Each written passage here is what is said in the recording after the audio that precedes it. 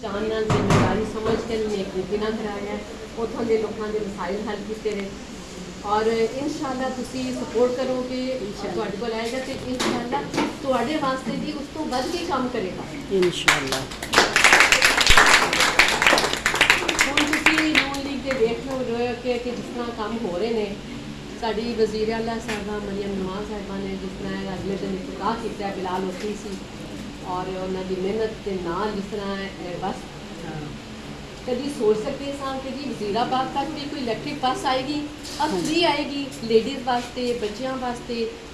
शागिर्दां वजल जाते हैं पढ़न वास्ते, बच्चे तालीम हासिल करते हैं उन्होंने वास्ते, बुजुर्गों वास्ते बिल्कुल फ्री ते अज तक कोई चीज़ ही नहीं चली। उसके अलावा जोड़े जो मसाइल ने उस इलाके के वो सब तो पहले वो नज़र रखते हैं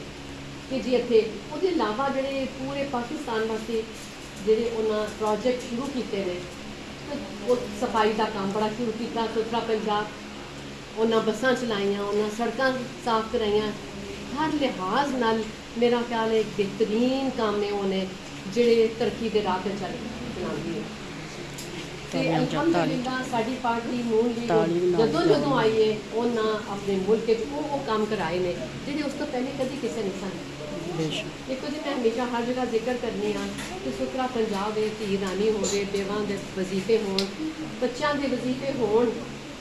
और उसके अलावा जिन्ने ने अपना घर, अपनी छत, हिम्मत कार्ड, माइनॉरिटी कार्ड, ये वो काम ने जिहड़े साडी पार्टी ने 1.5 साल करके वो आ दिते और पूरे सिस्टम के तहत ये काम हो रहे हैं और अगे बढ़ रहे हैं और अल्हम्दुलिल्लाह अल्लाह का शुक्र करने और हुण बिलाल नूं टिकट मिलिया तो तुहाडे कोल आए हैं, तुसीं सपोर्ट करोगे और तुहाडी सपोर्ट नाल जदों कामयाब होएगा और आएगा तो तुहाडे सारे काम संवारेगा जिहड़े नहीं सन होए और तुहाडे ज़रूरी ने तुहाडियां जिन्नियां दरखास्तां होणगियां, तुहाडियां सिफारिशात होणगियां उहदे ते इंशाअल्लाह पूरा उतरेगा इंशाअल्लाह ताला। मैनूं उम्मीद है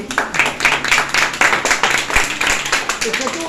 तारीख अनाउंस होएगी इलैक्शन की तो तुसीं भरपूर सपोर्ट भी करोगे और फिर उन्होंने कामयाबी भी तुहाडे सामने ठीक है जी। मैं तुहाडी सब दी बहुत मशहूर हाँ, बहुत